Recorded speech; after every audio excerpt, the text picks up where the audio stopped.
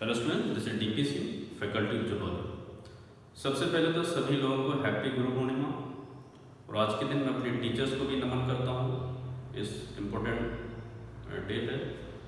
दूसरा important point है कि हमारे लाइफ में हर एक को एक गुरु बनाना बहुत ज़रूरी है। गुरु को हम एज अ मार्गदर्शक भी बोल सकते हैं, एज अ मेंटर्स भी बोला जा सकता है। और गुरु का मतलब ये बिल्कुल भी नहीं है जो हमको सिर्फ सब्जेक्ट ही टीच करता है। गुरु कोई भी हो सकता है जिससे हम कुछ चीज़ें सीखते हैं। जैसे कई स्टूडेंट्स होते हैं और जिससे कुछ टीचर सीखते हैं, तो स्टूडेंट हमारे लिए गुरु हो गए। हमारे पेरेंट्स गुरु हो सकते हैं, हमारे दोस्त भी गुरु हो सकते हैं। और लाइफ में मैं कहूँगा हर एक को गुरु जरूर बनाना चाहिए, जो लाइफ में आगे बढ़ाने में, लाइफ को आगे बढ़ाने में आपका मार्गदर्शन करे।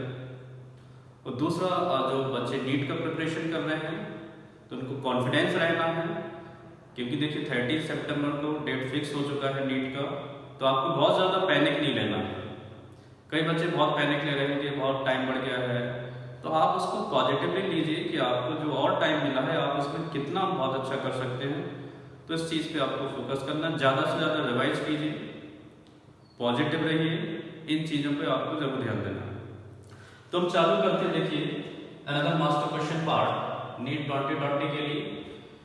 इसमें देखिए पहला क्वेश्चन है, which is correct statement regarding the Sertoli cell. Sertoli cell के रिगार्डिंग कौन सा करेक्ट स्टेटमेंट है। इसमें पहला ऑप्शन है, it is found in the seminiferous tubule and secrete the testosterone. अब देखिए सेमिफेरस ट्यूब्यूल में तो होगा, बट ये टेस्टोस्टेरोन का सिक्रीशन नहीं करेगा। तो मेरा ये जो पहला स्टेटमेंट है ये रॉन्ग हो गया है। ठीक है। देखिए दूसरा इंपॉर्टेंट पॉइंट होता है, क्वेश्चन को सॉल्व करने से पहले क्या क्वेश्चन में पूछा जा रहा है उसको आपको अंडरलाइन करना है। तो करेक्ट स्टेटमेंट, इस पे आपको ध्यान देना है। It is placed where the spermatozoa is concentrated and the store. क्या ये वो जगह है जहां पे स्पर्मेटोजोआ जैसे द स्पर्म कंसंट्रेटेड होते हैं, स्टोर होते हैं? बिल्कुल भी नहीं है। इजैकुलेशन से पहले यहां पे स्टोर नहीं होंगे, तो ये भी गलत हो गया है। जनरली टेम्परेरी जो स्टोर होगा वो एपिडिडाइमिस में होगा। फंक्शनल मैचुरेशन भी कहां पे होगा? एपिडिडाइमिस में होगा। तो बी वाला ऑप्शन मेरा रॉन्ग हो गया है। It secret the spermatozoa activating substance, okay, like fructose. क्या सर्टोली सेल वो फैक्टर रिलीज करते हैं जो स्पर्म को या स्पर्मेटोजोआ को एक्टिवेट करने में हेल्प करते हैं? और लाइक फ्रक्टोज, फ्रक्टोज तो आता है सेमिनल वेसिकल से, तो मेरा सी वाला भी नहीं होगा। फिर है D option, it is found in the seminiferous tubule, बिल्कुल सही है। And differentiate the sperm, sperm को डिफरेंशिएट करने में भी कुछ ऐसे सब्सटेंस सीक्रेट करेगा। ओके, तो मेरा D is the correct answer. और एक चीज अब आपको याद रखना है, थोड़ा सा अगर मैं डायग्रामेटिक यहां पे देखूं,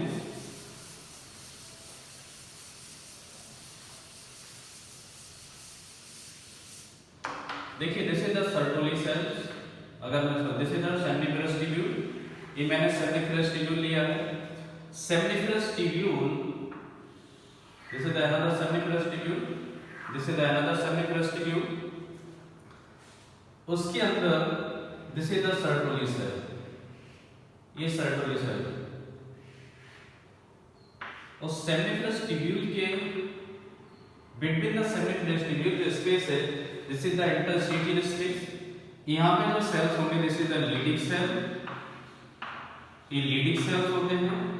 तो ध्यान दीजिए, within the seminiferous tubule is Sertoli cell and between the seminiferous tubule is the Leydig cell and Leydig cell secrete the testosterone. और यही एंडोक्राइन सेल्स होते हैं जो टेस्टोस्टेरोन का सीक्रेशन करेंगे। अभी हम सर्टोली सेल की बात करेंगे, किस चीज का ये सीक्रेशन करते हैं, कौन कौन से सब्सटेंस या हार्मोन का सीक्रेशन होगा। ठीक है। दूसरा क्वेश्चन है, which structure to be first affected due to the spread of an infection in the cervical canal। वो कह रहे हैं सबसे पहले अगर सर्वाइकल कैनाल में इंफेक्शन होगा तो कौन सा स्ट्रक्चर सबसे पहले अफेक्ट होगा। अब ध्यान दीजिए, अगर डायग्रामेटिक थोड़ा सा बात करें यहाँ पे, मान लो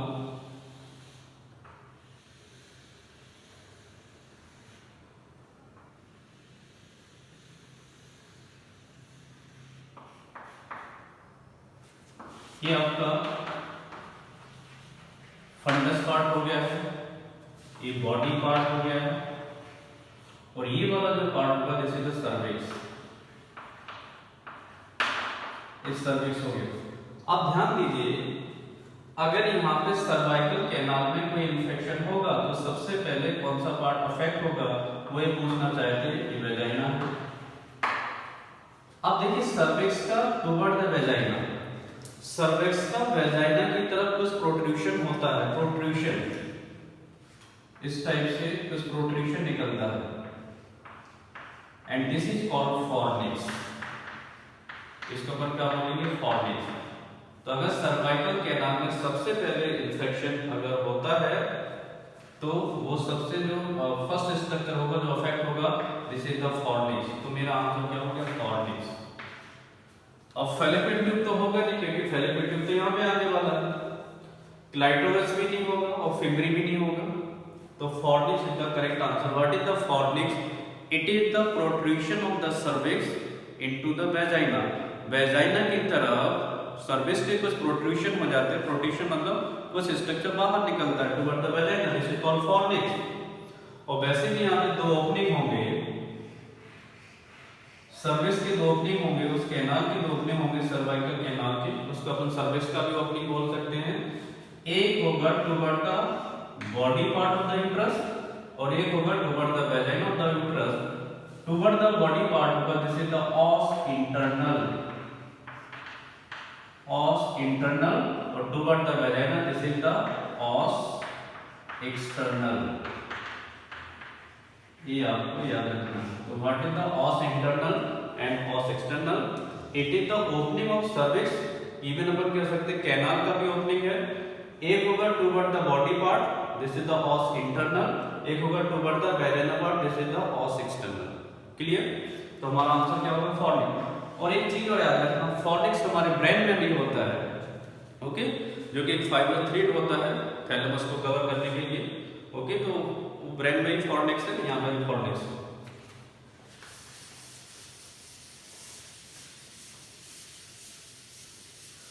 उसके बाद नेक्स्ट क्वेश्चन है, which hormonal supplement therapy is the least affect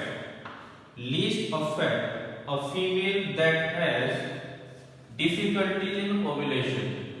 अगर किसी फीमेल को ओव्यूलेशन में कोई डिफिकल्टी है, उसका ओव्यूलेशन प्रॉपर नहीं हो रहा है, तो कौन सा हार्मोनल थेरेपी सबसे कम अफेक्ट या सबसे कम यूजफुल है? पहला ऑप्शन था एलएच, दूसरा था एफएसएच, तीसरा था एस्ट्रोजन और चौथा था प्रोजेस्टेरोन। अब आप खुद सोचिए, अगर हम मेंस्ट्रुएशन साइकिल की बात करें तो ओव्यूलेशन में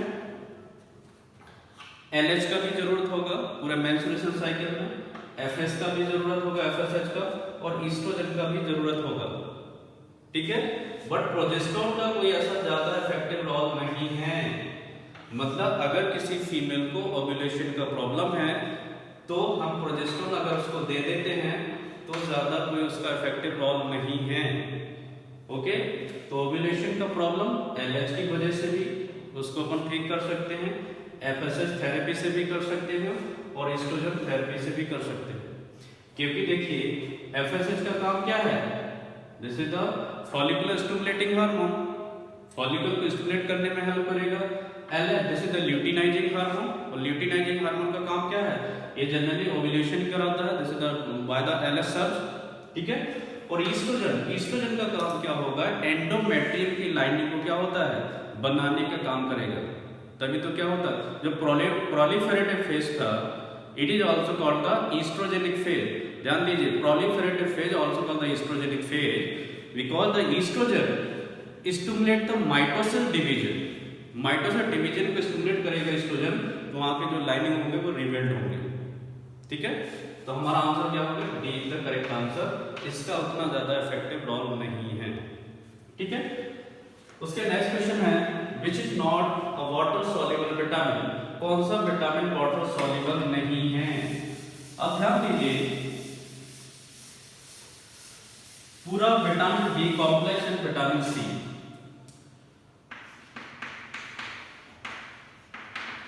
विटामिन बी कॉम्प्लेक्स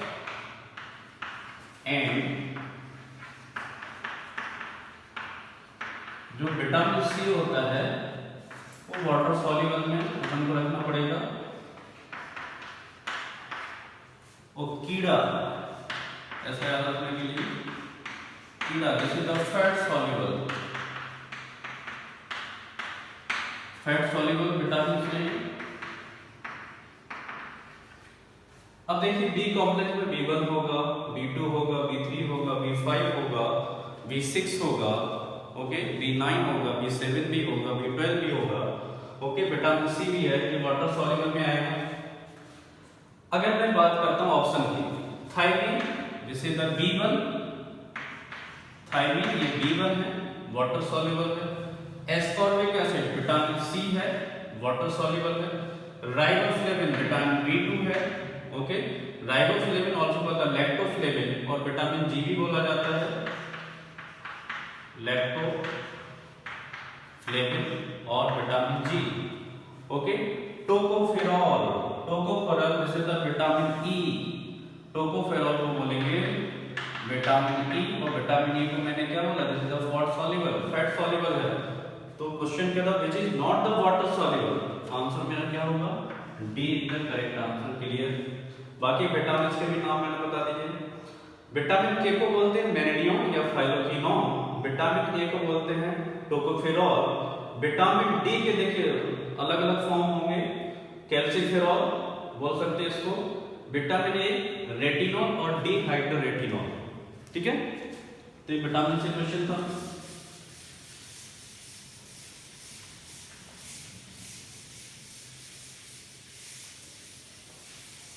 अब अगला क्वेश्चन है, malignant malaria caused by,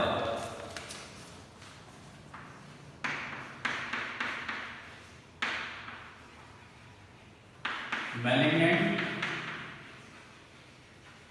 malaria caused by, malignant मतलब हम कह सकते हैं खतरनाक मलेरिया कैसे होगा। पहला ऑप्शन है प्लाज्मोडियम विवैक्स,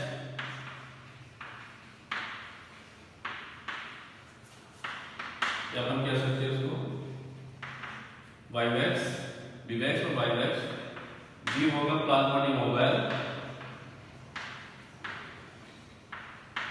प्लाज्मोडियम ओवैल। सी होगा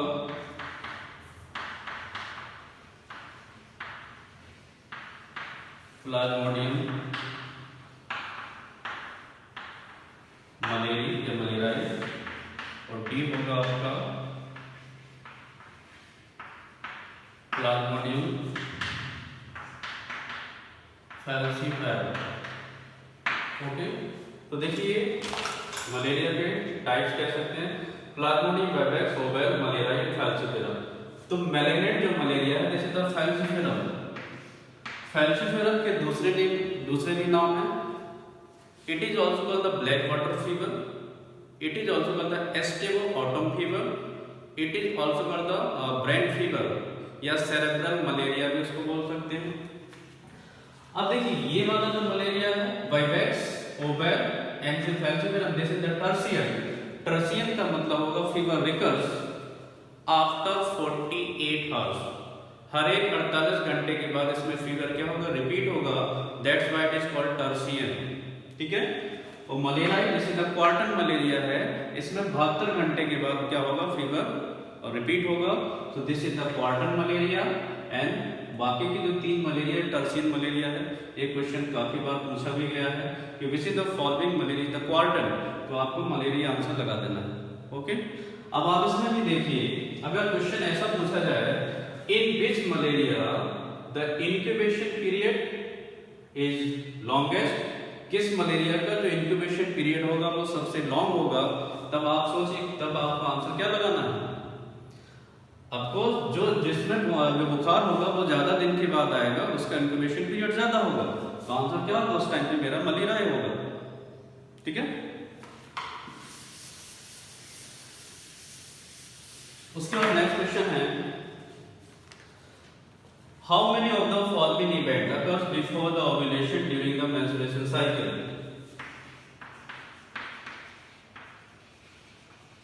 how many event occurs before ovulation during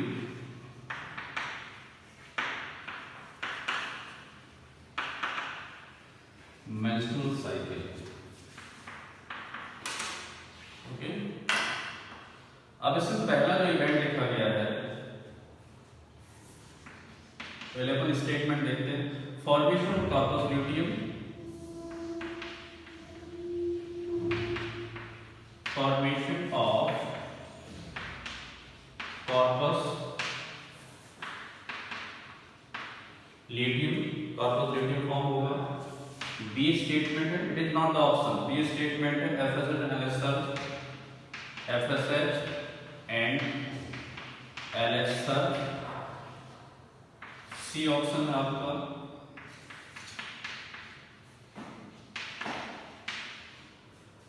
extreme high progesterone level, extreme high progesterone level, बहुत ज्यादा प्रोजेस्टेरोन का लेवल बढ़ेगा। और डी है आपका formation of first polar body, formation of first polar body. अब देखिए क्वेश्चन क्या है, how many event occurs before the ovulation during the menstruation cycle. Okay, normal menstruation cycle में कौन सी इवेंट जस्ट ओव्यूलेशन से पहले होंगे। अब देखिए ऑप्शन यहाँ पे है, ऑप्शन में देख लेता हूं। ए ऑप्शन में है 1 इवेंट, बी ऑप्शन में है 2 इवेंट, सी ऑप्शन में है 3 इवेंट और डी ऑप्शन में आपका 4 इवेंट। ओके, क्या ओव्यूलेशन से पहले कार्पस ल्यूटियम बनेगा? ये इवेंट तो बिल्कुल भी नहीं, क्योंकि जो कार्पस ल्यूटियम होता है जब सेकेंडरी oocyte बाहर निकलता है ग्रेफिन फॉलिकल से, the remaining part is called corpus luteum, तो पहला तो नहीं होगा। FSH LH सर्च, FSH और LH का लेवल बढ़ना चालू होगा, ये ओव्यूलेशन से पहले होगा बिल्कुल, तो पहला स्टेटमेंट ही सही हो रहा है।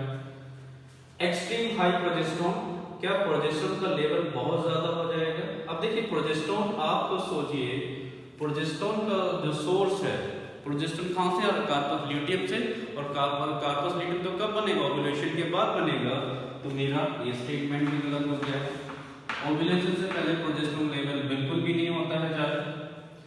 Formation of first polar body, बिल्कुल पहला पोलर बॉडी भी बनेगा, तो मेरे 2 स्टेटमेंट हो गए हैं। अब देखिए पोलर बॉडी में आप देखिए, अगर मैं बात करता हूं, दिस इज द ओवोनिया, ये ओवोनिया हो गया है। उसके बाद ओवोनिया के बाद क्या बनेगा? This is the primary oocyte, primary oocyte में फर्स्ट मियोटिक डिवीजन हुआ है, तो आप देखिए यहाँ पे क्या बनेगा? पहला पोलर बॉडी बना, फर्स्ट पोलर बॉडी, और यहाँ पे क्या बनेगा? सेकेंडरी oocyte बनेगा। ओके, अब देखिए सेकेंडरी oocyte, अपन ने कहा था secondary oocyte suspended in the metaphase second stage till the entry of the sperm, जब तक कि स्पर्म की एंट्री नहीं हो जाती है तब तक जो सेकेंडरी oocyte है मेटाफेज सेकेंड स्टेज में सस्पेंड रहेगा। ओके, लेकिन पहला पोलर बॉडी तो बन चुका है। ओके, तो पहला पोलर बॉडी ही बनेगा, तो मेरे क्या है? 2 स्टेटमेंट करेक्ट हो गए, मतलब ये चीजें ओव्यूलेशन से पहले हो रही normal menstruation cycle. Clear?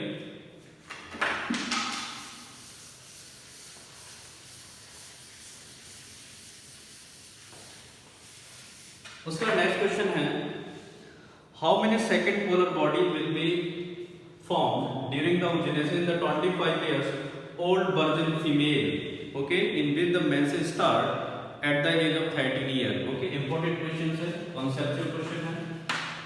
how many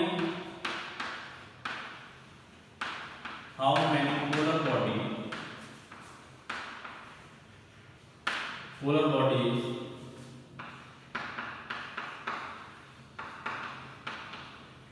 will be formed during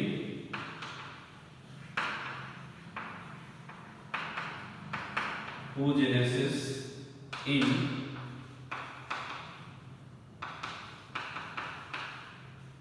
(25 years old virgin female, okay, in which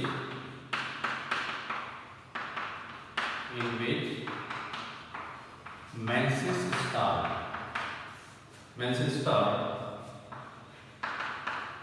at the age of 30 years। Question समझ गए? उसके बाद ऑप्शन में लिखता हूं यहाँ पे। पहला ऑप्शन है 144, दूसरा ऑप्शन है 288, सी ऑप्शन है 0 और डी ऑप्शन है आपका 12। क्वेश्चन इंपॉर्टेंट है, ध्यान से समझिए। How many polar bodies will be formed या एक्सट्रूड, मतलब बाहर निकलते हैं during the oogenesis 25 year old female, virgin female है, ओके, मैरिड नहीं है, in which the menses start at the age of 30 year, okay. अब आप देखिए, अगर मैं फिर से बात करता हूं, जैसे आगे ये क्या हो गया है, oogonia, जैसे द ओवम मदर सेल, उसके बाद ये क्या बनेगा, जैसे द प्राइमरी oocyte हुआ, प्राइमरी oocyte के बाद पहला पोलर बॉडी बनेगा और बनेगा सेकेंडरी oocyte, ओके। तो सेकेंडरी oocyte ये एप्लॉइड है, ये 2n है, ये 2n है, ये भी 2n है, ये भी आपको याद रखना, पोलर बॉडी भी एप्लॉइड है। अब देखिए, अभी मैंने जस्ट इससे पहले क्वेश्चन में बताया सेकेंडरी oocyte सस्पेंड रहेगा मेटाफेज सेकेंड में। कब तक सस्पेंड रहेगा?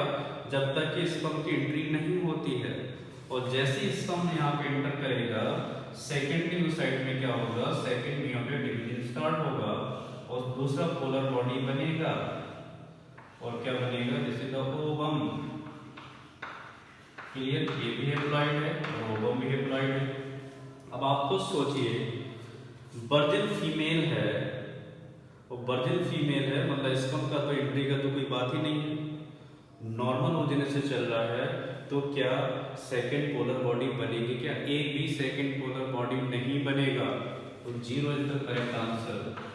बहुत इंपॉर्टेंट है, क्लियर, समझ गए मैंने?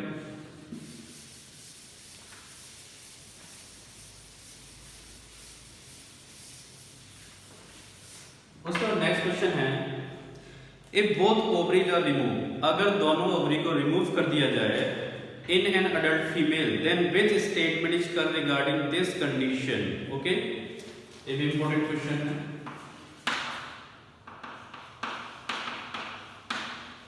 if both ovaries are removed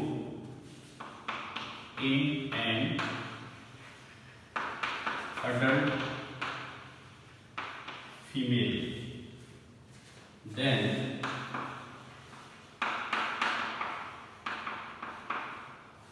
which statement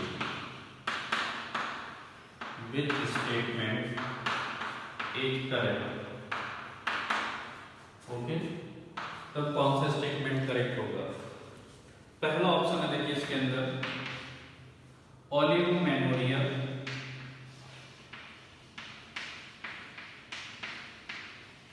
okay. B option है पॉलीमेनोरिया, ओके। सी ऑप्शन है आपका मेनोर्जिया, और डी ऑप्शन है एमेनोरिया। अगर देखिए हम दोनों ओवरी को बाहर निकाल दें किसी एडल्ट फीमेल से, तो क्या स्टेटमेंट करेक्ट है इसके रिगार्डिंग?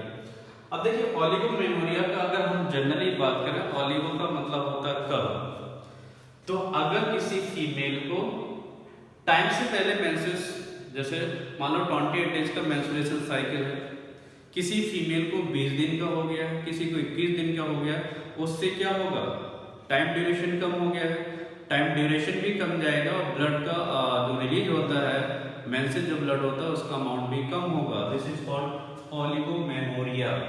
एक बार दूसरा पॉलीमेनोरिया, अगर किसी फीमेल को एक्सटेंड कर गया साइकिल, मानो 35 डेज का हो रहा है, 40 डेज का हो रहा है, उसको उसमें जनरली हम उस ड्यूरेशन को बन क्या होगा, पॉलीमेनोरिया भी कह सकते हैं। ओके, हो सकता है ब्लड का सिक्रीशन भी बढ़ जाए, इरेगुलर है ब्लड का सिक्रीशन भी बढ़ सकता है। मेनोर्जिया, ध्यान दीजिए, मेनोर्जिया का मतलब होता है अगर किसी फीमेल को नॉर्मल मेंस्ट्रुएशन होता है लेकिन ह्यूज ब्लीडिंग होता है, दिस इज कॉल्ड मेनोर्जिया। फिर से बोल रहा हूं, ध्यान से सुनिए, ओलिगोमेनोरिया का मतलब होता है अगर किसी फीमेल को 20 से 21 दिन का मेंस्ट्रुएशन साइकिल हो गया है नॉर्मल 28 की जगह, उससे ब्लड भी कम बाहर आएगा, this is called oligomenorrhoea. Polymenorrhoea normal 28 days का साइकिल है, अगर किसी को 35 डेज का हो गया है, हो सकता है उसमें ह्यूज ब्लीडिंग हो जाए, तो अगर नॉर्मल में ह्यूज ब्लीडिंग होता है दिस इज द मेनोर्जिया। और एक टाइप का जो साइकिल एबनॉर्मली हो गया है कि नहीं, तो उसमें क्या होगा, दिस इज द पॉलीमेनोरिया। और amenorrhoea, this is the absence of menstruation, अगर मेंसेस बिल्कुल भी नहीं होते हैं, this is the amenorrhoea. Okay, तो अपन दोनों ओवरी को निकालना है, तो हमारा आंसर क्या होगा, D is the correct answer, amenorrhoea का कंडीशन डेवलप हो जाएगी। ठीक है,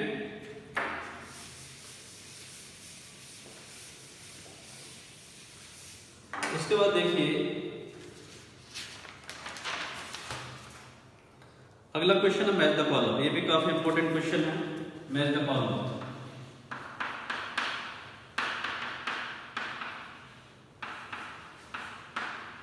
match the column, A column first है और कॉलम ये सेकंड है। यहाँ पे ए लिखता हूं, ए में लिखा है मसल्स, ओके, उसके आगे लिखा है स्मॉल बी, लिखा है पेरिकार्डियम,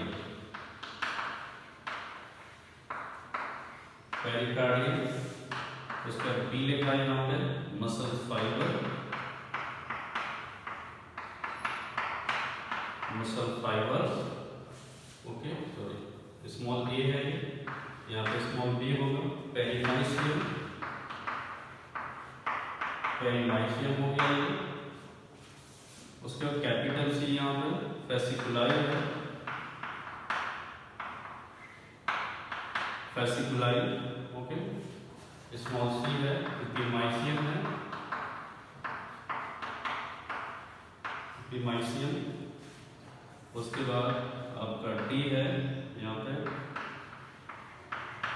हार्ट, यहाँ पे स्मॉल डी होगा, this is the peri, this is the endomysium.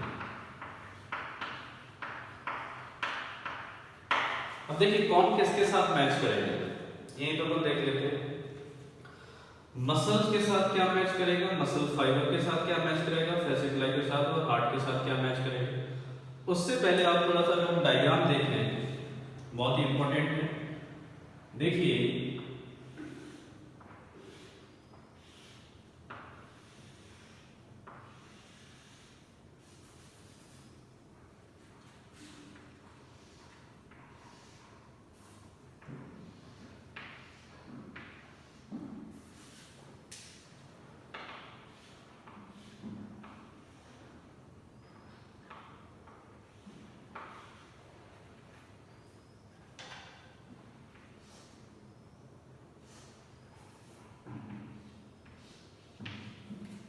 अब देखिए इसको देखिए, ये वाला जो दिस इज द मसल्स, एक मसल हो गया है, ये मसल्स है, और ये क्या है, this is the bundle, muscle bundle हो गया है। उसको मैं फेसिकुलाई बोल सकता हूं। This is the fibre, muscle fibre हो गया है, ये मसल फाइबर है। और ये जो है दिस इज द मायोफिलामेंट, ये क्या है, मायोफिलामेंट, अपन कह सकते हैं मायोफाइब्रिल, और मायोफिलामेंट दो होंगे, दिस इज द एक्टिन और मायोसिन। क्लियर? तो ध्यान से सुन लीजिए, इसका जो लेयर है, this layer is called epimysium. ये वाला जो लेयर है एपिमाइसियम है, मतलब मसल का जो लेयर होगा वो एपिमाइसियम होगा। उसके बाद जो मसल बंडल है, दिस इज द फेसिकुलाई, उसका जो लेयर होगा दिस इज द पेरिमाइसियम। ओके, उसके मसल फाइबर का जो लेयर है this is the endomysium and this is the myofilament. अब आपको देखिए मसल के साथ में क्या मैच करूंगा, this is the epimysium match कर दिया है। मसल फाइबर के साथ में क्या मैच करूंगा, दिस इज द एंडोमाइसियम हो गया है। फेसिकुलाई के जो ऊपर है जो लेयर दिस इज द पेरिमाइसियम हो गया है। और हार्ट का जो कवरिंग होगा this is the pericardium. Okay, जो कि डबल लेयर होता है, पेरिकार्डियम डबल लेयर होता है। क्लियर? ध्यान से सुन लीजिए, ये मसल्स है, उसका जो कवरिंग है दिस इज एपिमाइसियम। उसके बाद मसल फाइबर का जो बंडल होगा this is the muscle bundle. और फेसिकुलाई, ओके, फेसिकुलाई के ऊपर जो कवरिंग है दिस इज द पेरिमाइसियम। ओके, और मसल फाइबर का जो कवरिंग है दिस इज द एंडोमाइसियम। उसके बाद क्या निकलेंगे, मायोफिलामेंट और मायोफाइब्रिन। तो आप ऐसा, और मायोफाइब्रिन दो टाइप के हैं, एक्टिन है, मायोसिन है। एक्टिन थिन होता है, एक्टिन थिन है, मायोसिन कैसा है, थिक है। एक्टिन थिन ऐसे याद रख सकते हैं, ठीक है? तो मैंने ऑप्शन नहीं लिखे बट आपको मैच करके बता दिया, ठीक है?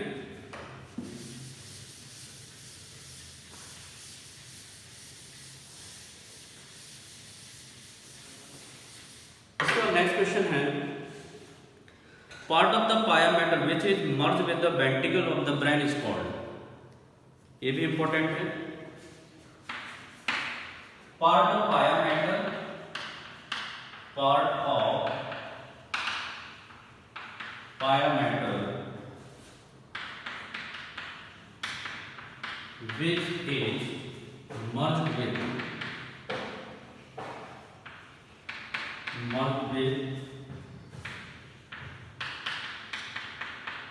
ventricles of brain is called पहला ऑप्शन है टीलोडेंड्रिया,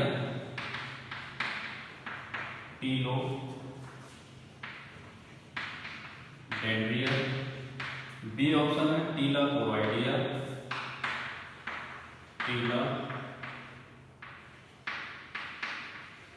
कोरोइडिया, सी ऑप्शन है कार्पोरा क्वाड्रिजेनियम, ओके, और डी ऑप्शन है आपका ऑल ऑफ द अबव। बहुत इंपॉर्टेंट क्वेश्चन है अभी।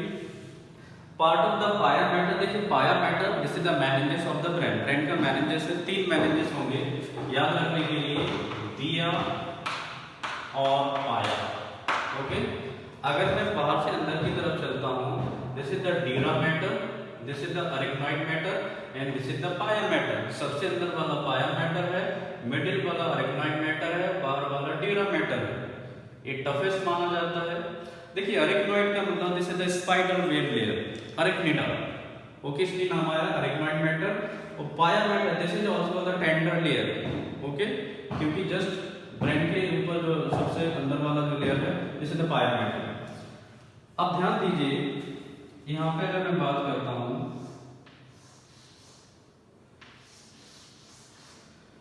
This is the pia matter, मान लो ये पाया मैटर है, ये पाया मैटर है, और यहाँ पे क्या होगा, this is the ependymal cell, है ना। एपिडाइमल सेल हो गया, क्यूबोइडल सेल है, यहाँ पे ब्लड वेसल्स होंगे,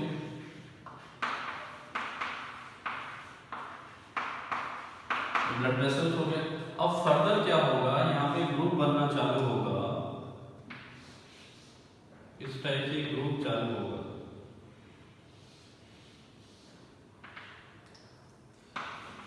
ये पाया मेटल, देखिए ये तो क्यूबोइडल सेल हो गया, इसके एपिडाइल सेल। उसके बाद फर्दर क्या होगा, ये इस टाइप से होता जाएगा। ये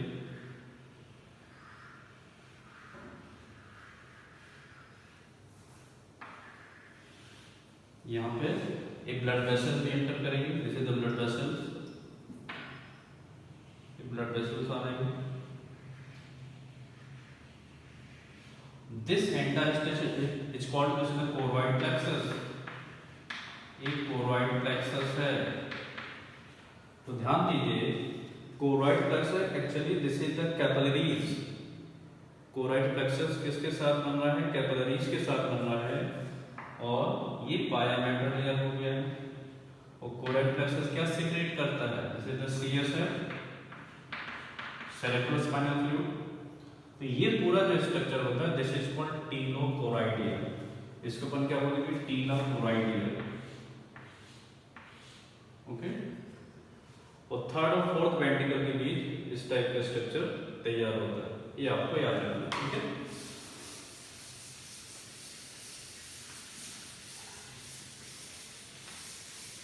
उसके नेक्स्ट क्वेश्चन है which is the part of the middle ear. कौन सा मिडिल ईयर का पार्ट है, which is the part of middle ear.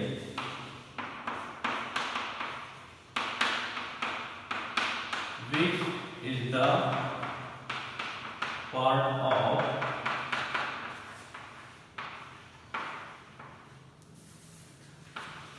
Middle ear. कौन सा मिडिल ईयर का पार्ट, पहला है कॉक्लिया, ऑप्शन पहला था। दूसरा है यूट्रिकुलाई या यूट्रिकुलस हो गया, सी ऑप्शन है आपका। सेक्युलस हो गया, और डी ऑप्शन है आपका एंकस। अब देखिए विच is the part of middle ear. Generally हमारे जो ईयर है उसके तीन पार्ट है, external ear, middle ear, internal ear. External ear is called collector because it collect the sound waves. Middle ear is called amplifier क्योंकि ये क्या करेगा, साउंड का एम्पलीफिकेशन करेगा। ओके, जो इंटरनल ईयर है this is called receiver. Internal ear में दो पार्ट होंगे, एक तो होगा कॉक्लियर apparatus, एक होता है वेस्टिबुलर apparatus। ध्यान दीजिए ईयर को बोलते हैं स्टेटो अकॉस्टिक ऑर्गन। स्टेटो का मतलब होता है बैलेंस, अकॉस्टिक का मतलब होता है हियरिंग। तो हमारा जो काम होता है वो बैलेंस भी बनाता है और सुनने में भी काम आता है। इसलिए जो ईयर है this is the stato acoustic organ. उसमें दो टाइप का apparatus है, one is vestibular apparatus। This apparatus help in the formation of balance, balance बनाने का काम करेगा, और जो कॉक्लियर apparatus है वो हियरिंग में यूज होगा। अब ध्यान से सुनिए, अगर हम थोड़ा सा बात करें जितने भी ईयर ऑसिकल हैं, ईयर ऑसिकल के बारे में बात कर चुका था मैं, मेलस, इंकस, स्टेप्स, ये सब मिडिल ईयर के पार्ट हैं। Malus, incus, step this is the part of the middle ear. तो क्वेश्चन था विच is the part of the middle ear, तो आंसर तो मेरा डी हो जाता है। अब थोड़ा सा मैं बात आएगी कॉक्लिया, यूट्रिकल, सेक्युलस की। अगर मैं थोड़ा सा बात करूं यहाँ पे, दिस इज द यूट्रिकुलस, ये यूट्रिकुलस हो गया है।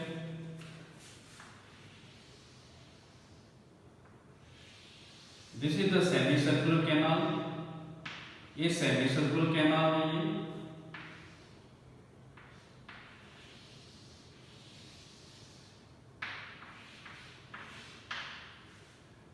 फिर यहां पे अनदर स्ट्रक्चर होगा, दिस इज द सेक्युलस।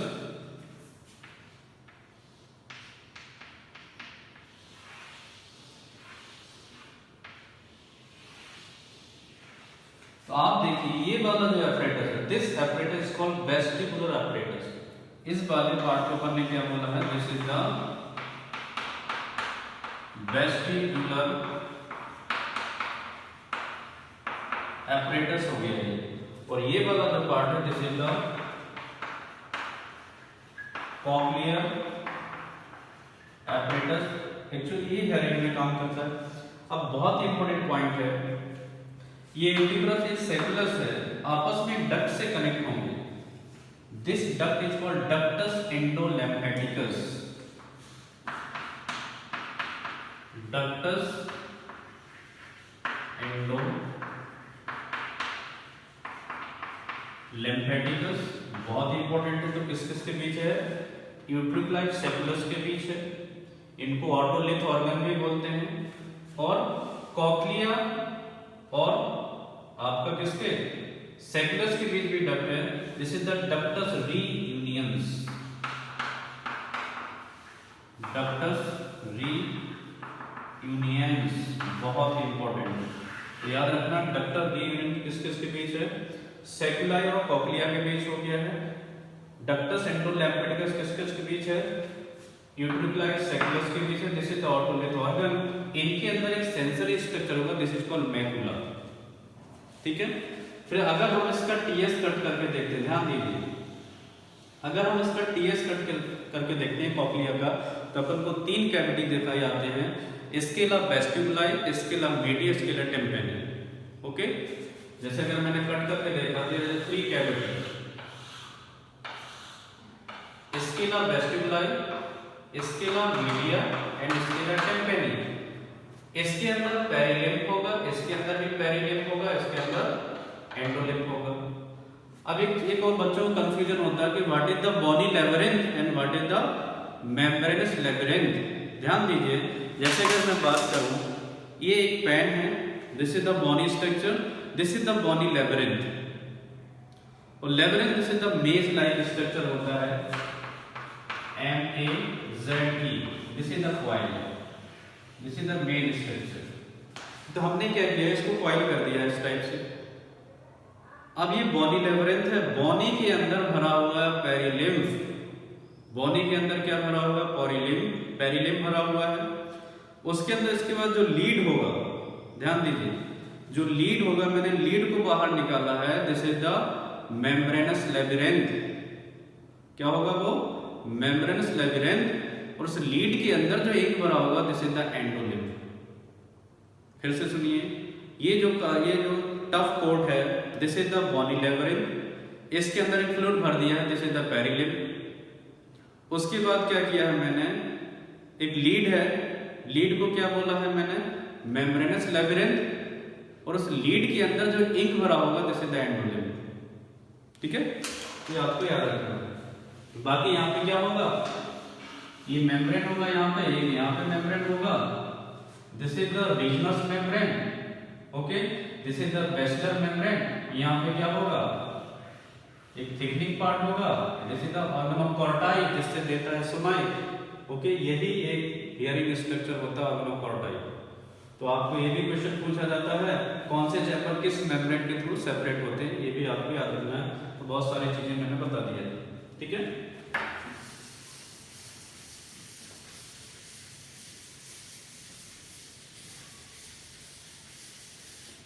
उसके बाद नेक्स्ट क्वेश्चन है,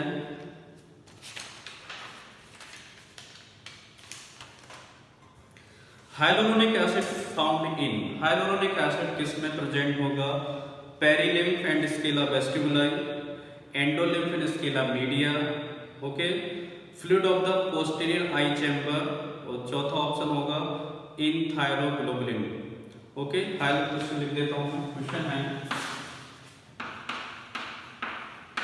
hyaluronic acid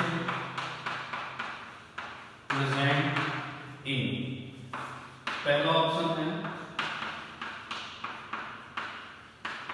perilymph and perilymph of scala, perilymph of scala media. B option है एंडोलिम्फ ऑफ स्केला मीडिया।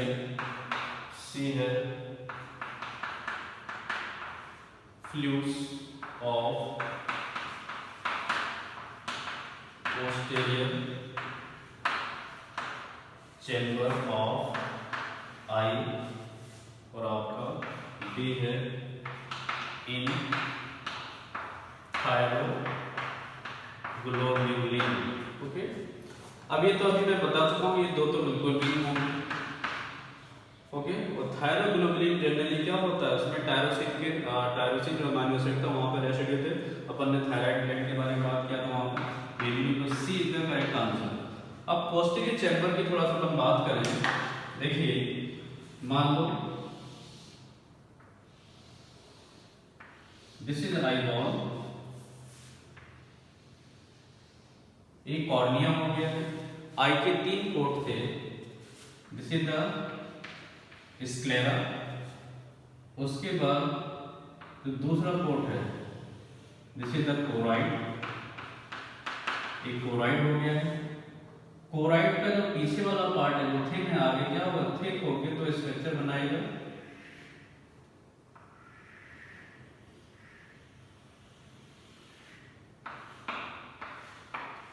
और सबसे इनर कोट होगा दिस इज द रेटिना, ये रेटिना हो गया है।